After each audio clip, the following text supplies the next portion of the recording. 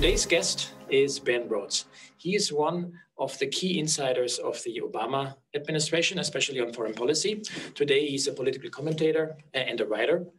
And I'd like to talk to him about what can we expect from the Biden administration, especially from a European perspective and especially from a business perspective. Ben, great to see you. Let's start with how excited are you about the Biden administration? Well, it's equal parts relief and equal parts excitement for the future. I think there's a sense among many of us that America came perilously close to losing our democracy and frankly, putting the world in an incredibly difficult situation. There's been a rapid decline in American influence around the world. So I'm excited about what can be done. But having been there myself in 2009, when we had a financial crisis, I'm mindful that there's no way that Joe Biden will meet expectations. And that's something that everybody has to keep in mind. He's not going to be able to make everybody happy, but he can make a lot of progress. So obviously we are following this very closely from Europe, but if you could navigate us a bit, so who will be the key players of the new cabinet? Well, Joe Biden has turned to people that I worked closely with in the Obama administration, but also people who've worked with him for a long time. So Tony Blinken, who's Secretary of State, was Joe Biden's longtime staffer in the Senate. But I think that at the beginning of an administration and the way they've built this administration, the White House always sets the tone. So even if you have big cabinet advisors like Janet Yellen and Tony Blinken at State, I would look to the White House, particularly in this first year, Ron Klain, the chief of staff, Brian Deese, the head of the National Economic Council, and Jake Sullivan, the National Security Advisor. Those are the people who are really going to be setting a direction, launching initiatives that later in the administration will live in the cabinet agencies. What do you see out there coming in terms of trade, but also climate, which is obviously very much dear to our heart and which has to involve global policies, but then maybe also an area that I heard you talk about a lot, like the area of tech regulation? Well, I think that there's a recognition in Democratic Party circles that the issues have changed. So I think on climate, you will see maybe not the kind of tax or price on carbon that Europe has embraced, but a pretty significant series of actions to really, really try to transform the American economy in the next 10 years.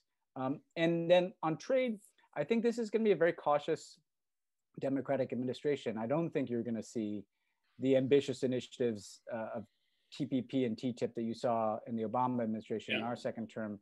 So I think there you're going to see an American government that is more focused on industrial policy, more focused on protecting American industries. I think job one for the Biden team is to figure out with Europe on climate, on China, on trade, on tech, where do we agree?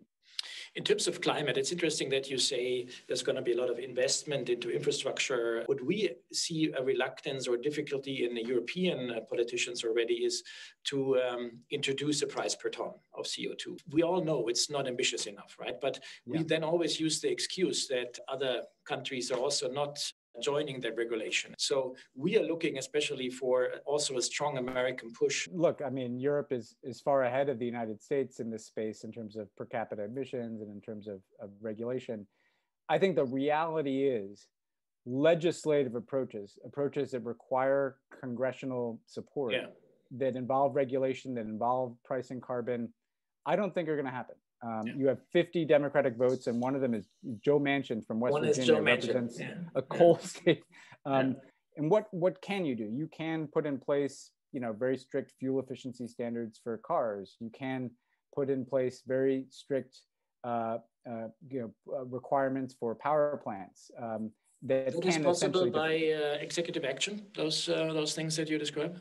Those are possible through executive action. And then what happens is they get challenged in the courts. I think the hope, and this happened in the Biden administration, this happened in the Obama administration. I'm confusing them now. Normally you turn it the other way around, Yeah, exactly. The Obama-Biden administration, because the fuel efficiency regulations from the federal level were so aggressive, the car makers just adjusted to that. In terms of foreign policy, so you mentioned China, obviously for Europe also a big priority. How do you see the Biden administration look at China? The difference from Trump is that Trump focused on bilateral confrontation. He focused on trade imbalances. he utilized tariffs as a kind of principal weapon, if you will. I think what the Biden team will want to do is multilateralize some of these discussions with China. We do have to figure out what we need to protect. Do you see the investment environment change for, let's say, European companies investing into the US?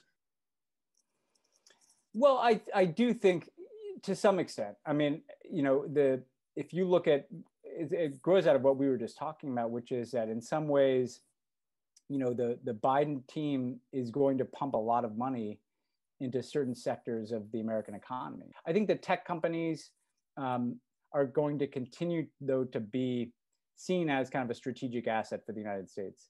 Thank you very much, Ben. That was super, super interesting. And thanks for your thoughts. We are rooting for the Biden administration and best of luck there. Great. Thanks so much. Great talking.